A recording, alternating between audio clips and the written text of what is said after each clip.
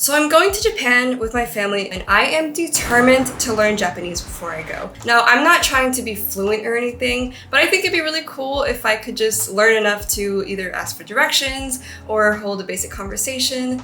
And I personally don't really like the idea of going to a country without knowing even a little bit of the language. I just think that language and culture are like so closely tied together, and there's so many cultural aspects that you can miss out on if you don't know the language. I also think that it's kind of just a sign of respect to the people that live there and the locals. And it's like you're showing them that you're making an effort to really know their country and their language and their culture. Plus, I really like learning languages anyways, so I am pretty excited to do this. Obviously, I don't know any Japanese. I am starting from scratch. I know a few words based on what I've seen from like social media or anime. So literally like, arigatou gozaimasu, senpai, kawaii. So yes, I am starting from scratch. However, I'm hoping that I do have a slight advantage because my mother is Cantonese. I don't speak Cantonese, but I was exposed to the language growing up, as well as Mandarin. So I feel like I have a more natural knack or like tendency to be able to pick up those sounds and the phonemes. I know there are some similarities between Mandarin and Japanese. I don't know exactly what because I don't know Japanese yet, but I know for sure that part of the Japanese written system heavily derives from traditional Mandarin characters. So I'm hoping that's gonna help me out. Before we get into the video, I forgot to introduce myself. So hi, my name is Kate Weaver. I like to post here on YouTube all things about travel, lifestyle, languages, and overall vibes. And yeah, let's get into the video. So the first thing I want to learn about is the alphabet, and I don't know how the alphabet works with Japanese. I know that with Mandarin, they have pinyin, which is like the phonetic alphabet of Mandarin, but Mandarin speakers don't really use it because they just write with the characters. Basically, the phonetic alphabet is just for people that are learning Mandarin. It might be the same thing for Japanese, so let's find out. Japanese alphabet, question mark. I'll just click on the first one. Let's see. Okay. Says there's 3 Japanese writing systems: hiragana, katakana, and kanji. Okay, wait. Hiragana, katakana, kanji. It says hiragana is the backbone to all Japanese learning. Helps you learn the basics of pronunciation in Japanese and start to understand the building blocks of the language. So I have a feeling that hiragana is similar to pinyin in Mandarin, where it's kind of there to just help you learn the phonemes and the sounds of the language, but you don't actually use it when you're communicating. But let's read further. Hiragana characters represent the 46 primary sounds used in Japanese and are usually used to write words that are originally Japanese. Okay, so I was wrong.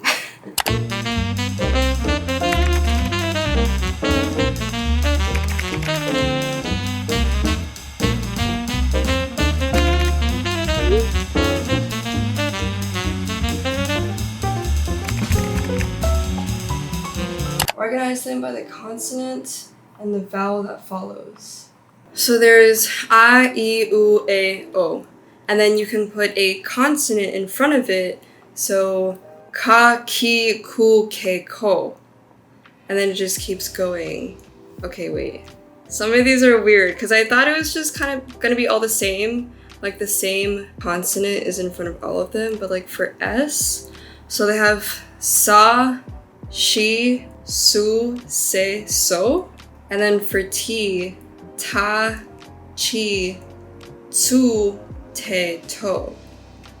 Huh? So maybe not all of the vowels have like the same consonants that go with them. I don't even know. Let's move on to katakana before I get too overwhelmed. Okay, so katakana characters that covers the same sounds as hiragana. Some of the characters even look a little bit similar. Wait, what? Wait, guys, what? Okay, so I'm gonna do a little bit of research on this because I'm just really confused, and I will get back to y'all in a minute.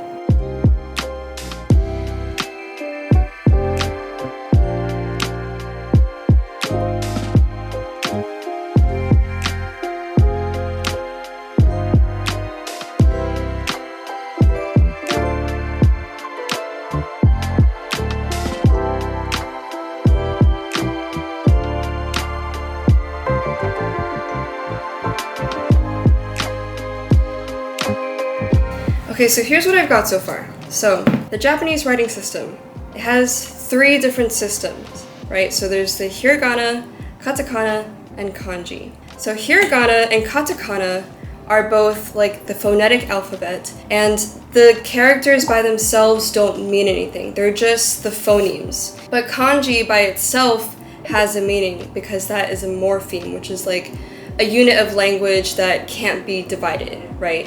But hiragana and katakana represent the same 46 sounds, but they are written differently. And the main difference between hiragana and katakana is that hiragana is used to write Japanese words, where katakana is used to write words that are borrowed from other languages. And then the website I was looking at was saying that there is an order in which people usually learn these because it'll go like from easiest to hardest. So it's usually in that order of hiragana, katakana, and then kanji. And then I think hiragana and katakana kind of just like go hand in hand. Like maybe they're both the same level of difficulty, but kanji is definitely the hardest one. Also with kanji, a lot of it is borrowed from Chinese characters, so it kind of does give me a slight advantage because I know like a few characters, so hopefully that'll help. Okay, so I feel like the vowels are pretty easy because it's just a, e, I, o, u, but I feel like I should watch a video just to make sure with the consonants, because there's some like with R's on here that are like ra, re, ru, re, ro, and that's probably not how you say it at all. So, but I don't know, it could be like ra, re, ru, re, ro, and I have a feeling that it is, but I feel like I should watch a video just to make sure.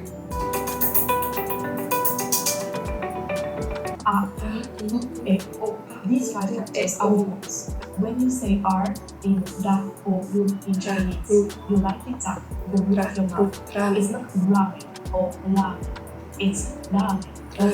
Okay, so that video was actually really helpful, and I was right about the R sounds. It's not like a hard, deep R, like R. It's more like a very light, almost like a D, like ra, like ra, re, ri, ro, ru. And then there's also such a thing as long vowels, which happens when you put the same vowel next to each other. So, for example, the word obasan for aunt, if you add an A after the first A, it becomes obasan, which is grandma. So that changes the meaning of it. So that's kind of cool. So I feel like at this point, I know pretty much how to pronounce most things.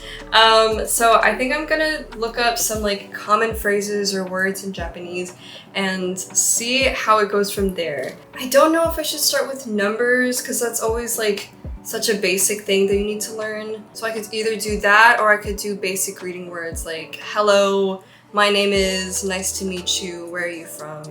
I think I'm gonna go with numbers. I think numbers is like very standard, like something that you really need to know.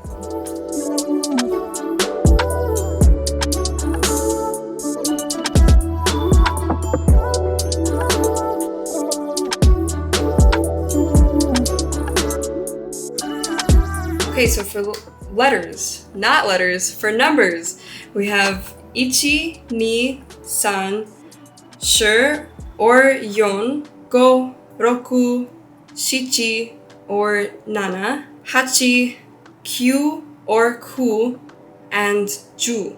So there's some of them have different pronunciations, and I'm not really sure why. Let's see. It says, you'll notice that 4, 7, and 9 all have 2 possible readings. These 2 names are basically interchangeable when you're counting in Japanese. So basically, the original names sound like bad words. That's so funny, because I think that's really similar in Mandarin. Like, number 4 sounds like death. Shi, which is number 4, sounds like death. And then shichi, which is number 7, sounds like place of death. And then ku, number 9, sounds like agony.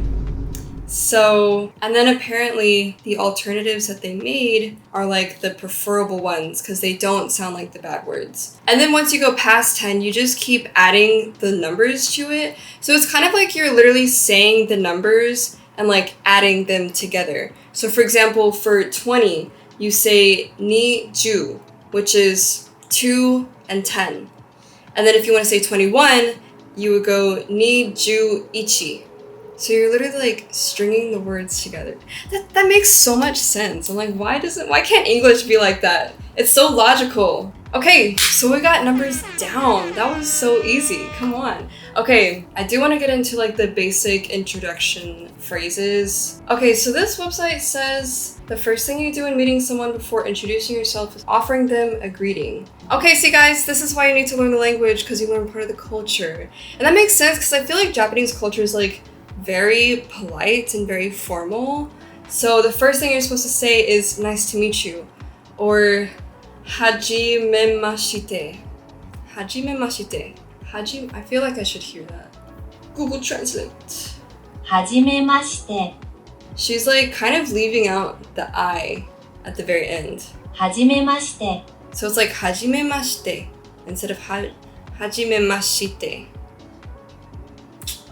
Curious, very curious indeed. Okay, so the most common phrase to say your name is watashi wa insert name desu. I don't really know how to say my name. Like, I don't know how you would say it in a Japanese accent. Like, katu. Because it feels weird to just say like, watashi wa Kate. desu. My name is always difficult for some reason because like I guess a lot of other languages don't use like the long A syllable. It's always very like ah. So sometimes I'll just give myself like an alternative name. So I'll just go like by like Katarina or something, which is much easier to say in Spanish. But I'm not sure for Japanese. Let's just go with katu. So I would say watashi wa katu desu. Yeah.